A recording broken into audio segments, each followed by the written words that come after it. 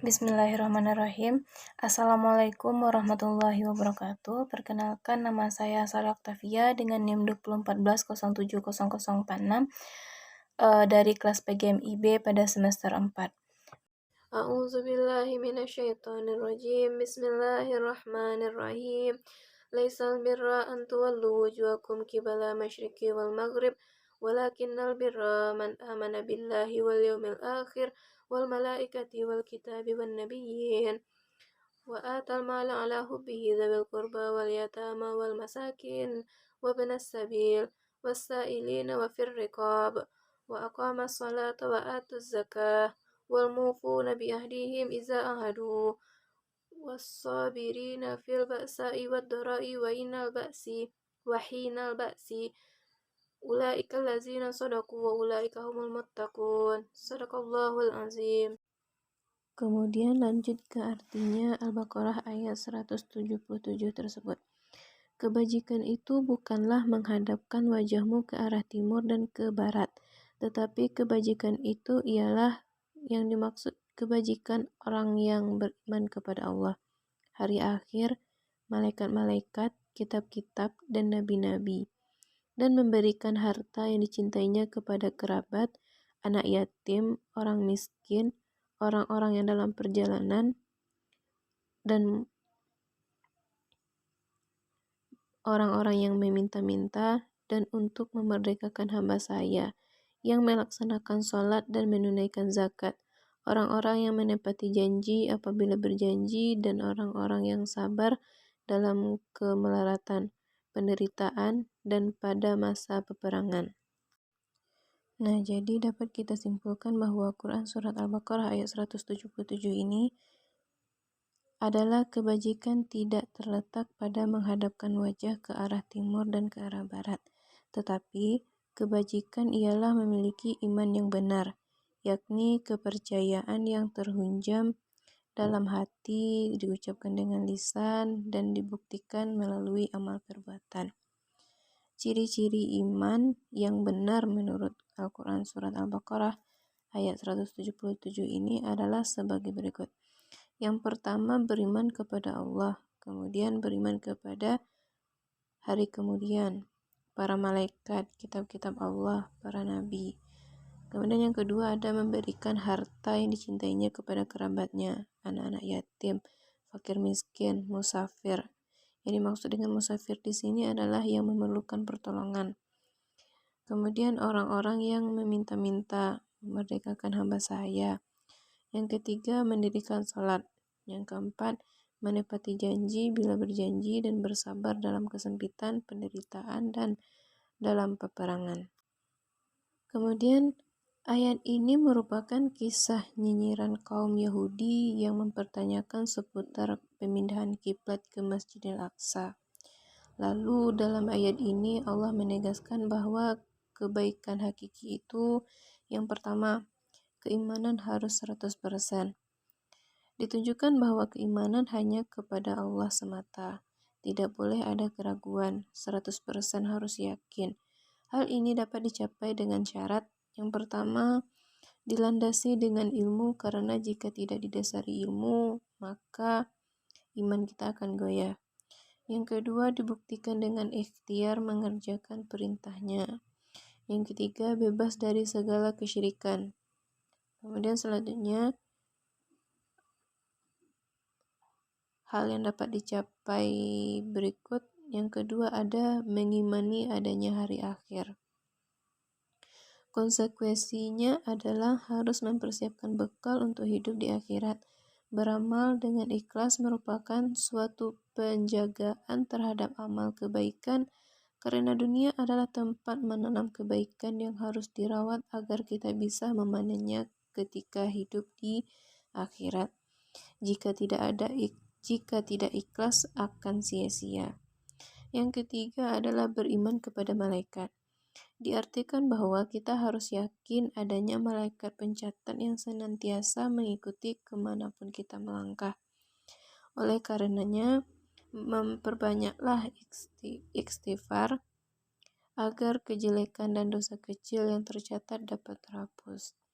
Kemudian yang keempat, beriman kepada kitab-kitabnya. Untuk kitab yang diturunkan sebelum Al-Quran, kita cukup mempercayainya saja.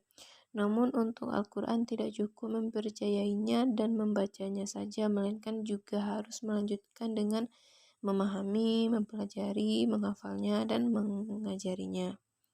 Yang kelima ada kita beriman kepada Nabi. Untuk Nabi sebelum Nabi Muhammad SAW, cukup mengetahui dan meyakininya saja bahwa Allah Subhanahu wa Ta'ala telah menurunkan Nabi sebanyak 300 sekian belas. Rasul yang dijelaskan ada 25. Namun untuk beriman kepada Nabi Muhammad SAW, kita harus mengikuti sunnahnya dan mencontohkan segala perilaku Nabi meskipun kita tidak pernah melihatnya. Kemudian terletak bagaimana harta kita diberikan kepada orang yang membutuhkan. Kriterianya, harta yang diberikan adalah harta yang masih kita cintai. Wa'ata ala malhubbi. Kepada siapa saja kita akan memberikan harta yang kita cintai tersebut. Yang pertama, kita akan memberinya kepada karib kerabat dekat. Menurut ulama, memberikan kepada kerabat mendapatkan dua hal, yakni sedekah dan silaturahmi. Kerabat yang mana diprioritaskan mendapatkan? Yang pertama, masih dalam lingkup generasi ketiga. Yang kedua, yang paling membutuhkan. Yang ketiga, yang paling banyak menggunakan untuk kebaikan. Kemudian, anak yatim yang masih kecil atau yang belum balik. Kemudian orang miskin tidak dapat memenuhi kebutuhan primer, pangan, papan. Untuk kriteria terkini, miskin itu jika penghasilannya di bawah UMR. Yang selanjutnya, orang dalam perjalanan dengan tujuan tidak untuk bermaksiat. Ada juga yang memahami Ibnu Sabil adalah tamu yang datang ke rumahnya. Kemudian orang yang meminta, secara hukum memberi orang yang meminta adalah boleh. Namun sifat meminta adalah sesuatu yang dibenci Allah. Kemudian yang terakhir ada budak. Kemudian kita masuk kepada isi kandungan surat Al-Baqarah ayat 177 ini. Yang dimaksud dengan Al-Baqarah ayat 177 ini adalah berkat pada beriman kepada Allah, hari akhir, kitab, malaikat, kitab-kitab, nabi-nabi, dan mewujudkannya dalam kehidupan sehari-hari. Contoh-contoh dari perbuatan baik tersebut antara lain adalah memberikan harta yang dicintainya kepada karib kerabat yang membutuhkannya. Terus memberikan bantuan kepada anak yatim, memberikan harta kepada musafir yang membutuhkan, memberikan harta kepada orang-orang yang diminta-minta, memberikan harta untuk memerdekakan hamba sahaya, menjalankan ibadah yang telah diperintahkan Allah dengan penuh keikhlasan, menunaikan zakat kepada orang yang berhak menerimanya, sebagaimana yang tersebut dalam surat At-Taubah ayat 60. Kemudian menempati janji bagi mereka yang telah berjanji.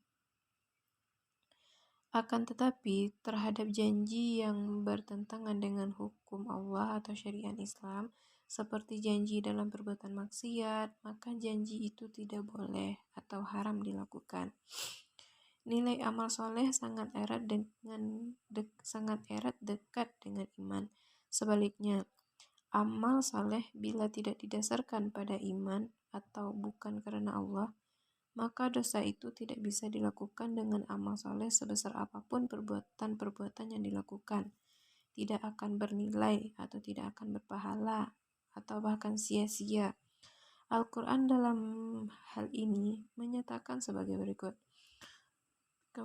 Orang yang mati dalam kekafiran akan dihapus amalnya. Orang-orang yang musyrik akan dihapuskan masalahnya. Amal perbuatan orang-orang kafir akan sia-sia. Orang kafir akan ditimpakan siksa di dunia dan di akhirat. Kemudian selanjutnya orang kafir dan musyrik akan masuk ke dalam neraka. Kemudian orang yang tidak percaya kepada akhir hanya mendapatkan kehidupan yang di dunia saja. Kemudian kita masuk ke latar belakang dari surat Al-Baqarah ayat 177 ini. Islam datang ke muka bumi ini tiada lain sebagai agama rahmatan lil alamin. Maka dari itu, Islam mengandung pondasi-pondasi penting dalam pembinaan umat supaya menjadi khairul ummah seperti yang terkandung dalam ayat tersebut. Moral memegang peran yang sangat penting dalam pembentukan suatu umat, sehingga hal ini menjadi sorotan dalam Al-Quran. Menurut Izusu, jujur merupakan sifat yang mulia yang harus dimiliki oleh setiap muslim agar keislamannya tetap terjaga. Kejujuran merata di seluruh masyarakat, namun dalam Islam hal itu merupakan kekhasan yang sangat luar biasa. Hal ini dapat dijelaskan terlihat bila dipandang dari sisi negatifnya, yakni dosa yang ditanggung bila berbohong sebagaimana disyaratkan oleh Nabi Muhammad SAW dalam hadis "Man kadzaba alayya falyatabawwab maq'adahu minan nar."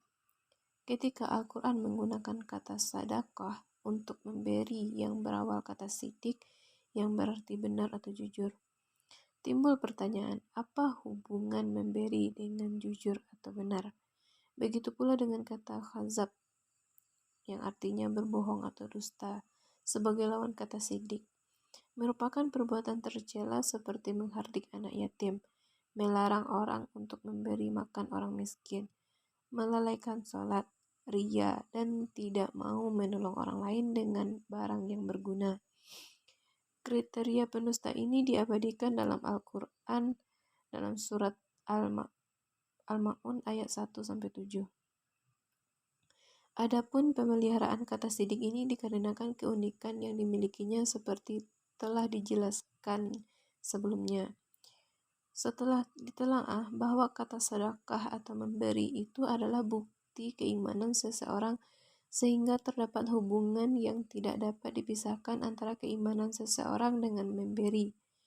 Atau dengan kata lain, seseorang belum disebut benar atau teguh imannya bila belum memberi kepada sesama, dan juga sebaliknya, bahwa memberi itu harus didasari iman kepada Allah Subhanahu wa Ta'ala.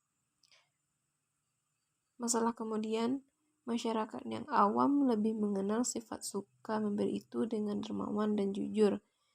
Itu tidak berbuat dan berkata bohong. Dua hal yang memiliki ruang masing-masing, tidak ada sangkut paut antara kedermawanan dengan kejujuran. Sehingga banyak di sekitar para koruptor yang dermawan, orang yang jujur, anti korupsi dan kikir. Maka sidik harus dikaji lebih dalam agar mengetahui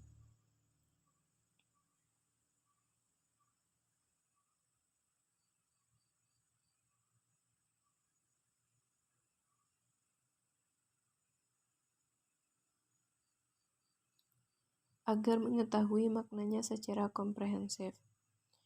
Sebagai sumber ajaran Islam, Al-Quran merupakan petunjuk huda bagi umat muslim agar selalu berada di jalan yang lurus. Keuniversalan Al-Quran sering dipertanyakan terutama oleh para orientalis. Hal ini dikarenakan bahasa yang digunakan adalah bahasa Arab. Mengapa Al-Quran menggunakan bahasa Arab? Ada beberapa alasan, yang antara lain. Yang pertama, Nabi Muhammad SAW berbahasa Arab. Bagaimana ia dapat mengerti dan menyebarkan ajaran-ajaran Al-Quran bila bahasa yang digunakan bukan bahasa Arab? Bahasa Arab adalah bahasa terbaik dari bahasa-bahasa yang ada di dunia karena memiliki perbedaan kata terbanyak. Tidak ada dalam bahasa lain, baik dari jumlah bilangan, sinonim maupun antonim yang semuanya tidak sama persis. Pemilihan huruf-huruf kosakata bahasa Arab bukanlah suatu kebetulan, akan tetapi kesemuanya memiliki makna, memiliki kemampuan luar biasa untuk melahirkan makna-makna baru dari akar-akar kata yang dimiliki. Tata bahasanya sangat rasional dan seksama. Perbedaan bunyi dapat melahirkan makna yang berbeda. Adanya i'rab, banyak kata yang bermakna ambigu, dan tidak jarang satu kata memiliki banyak arti. Ada ijaz atau mempersingkat penjelasan, dan itnab atau memperpanjang penjelasan, dan lain-lain. Menurut Tamam Al-Hasan, salah satu metode dalam menafsirkan Al-Quran adalah metode analisis sematik. Ia merupakan ujung tombak kajian linguistik, adalah suatu analisis untuk mencari makna suatu kata atau ungkapan. Proses pencarian tersebut melalui 3 tahap. Yang pertama, analisis gramatikal. Yang kedua, analisis leksikal. Yang kedua, akan menghasilkan makna tekstual. Dan yang ketiga, analisis kontekstual. Dari ketiga tahap tersebut diharapkan dapat menghasilkan suatu makna sematik dari kata sidik secara komprehensif menurut Al-Quran. Dikarenakan penelitian ini adalah Al-Quran yang berbahasa Arab, maka teori yang relevan dalam penelitian ini adalah teori sematik untuk bahasa Arab, yaitu ilmu dilalah, sebagaimana yang diklasifikasikan ke dalam 3 tahap tersebut oleh Tamam Hasan. Baik, cukup sekian penjelasan tafsir mengenai surat Al-Baqarah ayat 177. Saya ucapkan terima kasih. Wassalamualaikum warahmatullahi wabarakatuh.